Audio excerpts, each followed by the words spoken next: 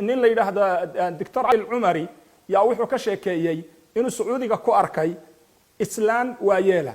islaanta waayeesha waxaa ku dhacay kansar dhiiga raaca. waxaa lagu yidhi intaasaad noolaanaysaa, intaana sariir baad saarnaanaysaa, isaad u noolaan lahayd u noolow. gabadh baa marka shaqaalaha waxaa looga keenay, hooyadaasi waxay lahayd dad ku hamiya iyo dad u dadaala iyo dad ay dhashay oo fiican oo xoolo haystaa jiray oo baariyaalo ah. waxay tiri qof shaqaalaha oo ii adeega ha la ii keeno, weliba qof muslina ha la ii keeno. gabadh baa shaqaalaha baa waxaa laga keenay Indonesia. gabadhii shaqaalahayd Indonesia markii laga keenay hooyadaasi u shaqaynaysay. hooyada markay u shaqaynaysay yaa gabadhu way cag fududahay, waa qof barakaysan, waa qof cibaado badan, waa qof dhag wadan, waa qof wax dhagaysta, waa qof wax qaban kara, waa qof gaariya, waa qof wanaagsan oo ceeb lahayn. laakiin marunba intay musqusha gasho iyo musqusha ku reegtaa inay ka soo bixin. waalidkana waa taqaanaayo dee markuu qof tabar daran oo sariir saaran yahay, heblaayo idaasa iska jeceshahayo marba inay soo ag istaagtay rabtaa. heblaayo bay dhihi oo markaasay marka musqushay ku maqnaanaysaa. way weydiisay oo waxay ku tiri hooyo ceeb kale ma lihide, laakiin anigu kuma hayn karo musqusha aad ku daahaysaa maxay tahay. waxay tiri inaan kuu sheega ma rabine, laakiin haddii aad dhib ka dhigatay waan kuu sheegi. musqusha aan ku daahayo waxay tiri hooyo iyadoo umula wadankeedii ka soo tagtay baana. aniga oo umulay oo qof muslina oo xora oo sharaf leh baa dantu waxay i baday inta fursadan yareed haysaan la ii sheegay inaan caruurtaydii usoo shaqo tagay oon odaygii kaga imid ilmahan umulo isagoona fartan bixin. dabadeedna waxay tiri saacadan musqusha ku maqanahay caanihii baan iska soo lisaa hooyi, intaa raalli ah oo dul qaado adaana kuu shaqaynaya. waxay tiri ma baahi baa halkaa kaa keentay oo xadkaa ku gaadhsiisay. waxay tiri ha. wiilasheediiba isugu yeedhay. waxay tiri anigu ducadoon baana, taariikhdan dhimanayana waaba la ii sheegay inaan dhowr bilood noolaanayo si ay sadaqa iigu noqoto qabrigayga. qofkan dumarka ama aragtaa qof shaqaalaha oo kale ii keena, iyadana iga fasaxa. laakiin maxaad ku fasaxaysaan? 2 sano biilkeedii oo loo kordhiyey baa lagu siinayaa meeshay u dhalatay iyadoo joogta.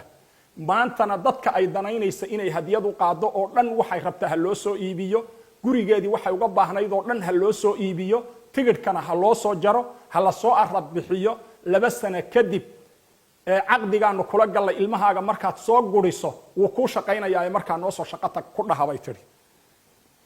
hooyadaasi faacil alkhayrkaasay la timid. ficil alkhayrka markay samaysay imisay gabadha muslimadihi marka qalbigeeda suruur galay oo ay faraxday oo ay weynaatay oo ay kala badbadatay markii la yidhi 2 sano mushaharkaaga gurigaagii baad ku qaadan, ilmahaagiina waad nuujinaysaa, waxaad u baahan tahayna noo sheeg. odaygaaga maxaad u gadi lahayd? telefoon noocaasa. hebel maxaad u gadi lahayd? dhar caynkaasa. eedada maxaad u gadi lahayd? dhar caynkaasa. kulli waa loo soo gaday. lacagtaana faraqabsi ka dhigaa la yidhi. bisha kowdeeda labadeeda maahe bil walba lacagteeda akoonkaa ka qaadaa la yidhi. gabadhii way tagtay. islaantii sariirta iska jiiftay muddo, way soo ladnaatay, ma fadhiisan jirina way soo fadhiisatay. tallaabaqaad bay bilowday, way ladnaatay, way roonaatay. iyadii baaba inay adeegato bilowday. maalintii dambe dhakhtarkii la geeyey. wuxuu ku yidhi war islaantan ma ahee walaasheed bay ahayd tii saradaanka qabtay, tan weligeed saradaan kuma dhicine, tii saradaanka qabtay noo keena bay ku yidhahdeen dhakhaatiirtii. way dadaaleen oo wuxuu yidhi doctor cali alcumari way dadaaleen caruurteedii oo meelo badan bay dhiiggeedii u direen. meel walbana waxaa la soo diray inaanay islaanta weligeed kansar ku dhicin, hadda inay qabto iska daaye. ilaa markii dambe dhiiggeedii jarmalka loo diray oo ay noqotay meeshii u dambaysay ee konfaynka ka keentay inaan gabadhaas ama islaanta weligeed uuna kansar ku dhicin dhiiggeeda xitaa. sadaqadu marka tasnac alcajaa'ib. sadaqadu tasnac alcajaa'ib. nabi maxamed wuxuu yidhi ku daweeya mardaakum, sadaqadiina ku daweeya buu nabigu calayhi salaatu wasalaam. waa xaqiiqa aan maanta haynoon tijaabinay oo la arkay oo dadkii la baasharee culimadaha qorena inoo sheegeen wey. waxaynu marka leenahay ramadaanku futuuxaad badan wey. ramadaanku waa bishii sadaqada wey. ramadaanku waa bishii cibaadada wey. ramadaanku waa bishii sabirka wey. ramadaanku yuuna inaga lumin oo yaanu fursadahan haysanaa inaga fasaadin.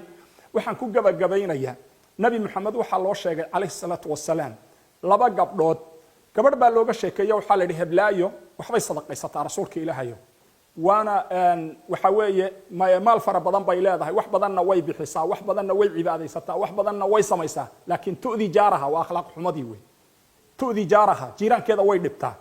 wuxuu yidhi waxba uma tarin waxay bixinayso, fadliga dheeraadka iyo xoolaheeda ay bixinayso, sadaqadeeda, soonkeeda, tukashadeeda, wax alla waxa u tartay ma jire, naartay galaysaa u sheega buuri. saxaabadii waxay moodeen inuuna nabigu fahminba cidda loo sheegay. waxaa la yidhi yaa rasuul allah heblaayaanu kuu sheeg.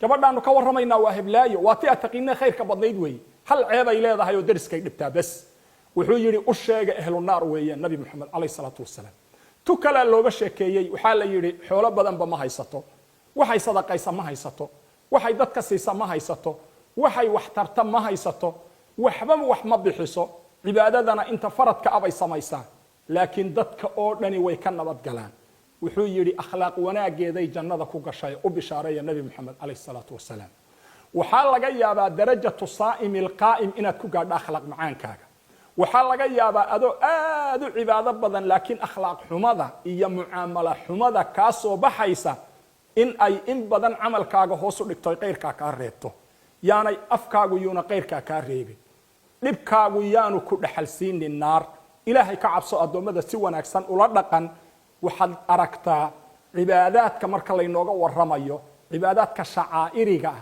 waxaa laynagaga xidhay mar walba cibaadaad camali ah mar walba cibaada camaliya lagu xidhay cibaada shacaa'iriya oo waxaa la yidhi ina asalaata tanha can alfaxshaa'i walmunkar fuxshigu waa mucaamala waa dadka inaadan qurun la soo hor istaagin wey salaadiina waa shicaar oo waa wax la arki kara weeyo waa cibaada muuqato oo shacaa'iriya wey cibaadadii shacaa'iriga ahayd tii mucaamalaadka ahayd baa lagu xidhay salaadaadii la aqbali mahayo oo lama aqbalin haddayna fuxshigii iyo xaaraanta kaa reebin soonkaagii la aqbali mahayo oo ilaahay agti waxba ka goyn mahayo hadduuna kaa reebin man lam yadac qawla الzuuri wاlcamala bihi falaysa lilahi xaajaة an yadaca dacaamahu wa sharaabah haddaadan maxaanku idhahdayay hadallada xun iyo qurunka iyo fisqiga iyo waxyaabaha xuneed daawanaysa iyo waxyaabaha xuneed odhanaysa iyo haddaanu kaa reebin soonkaagi ilahay agti ajir kaga heli maysid haddii maxaanku idhaha wanaagga aad samaynayso uu riyaa iyo istus iyo tacaamul xumo kaa soo galana khayrkaad samaynaysa waxba faa'iidaa ka heli maysid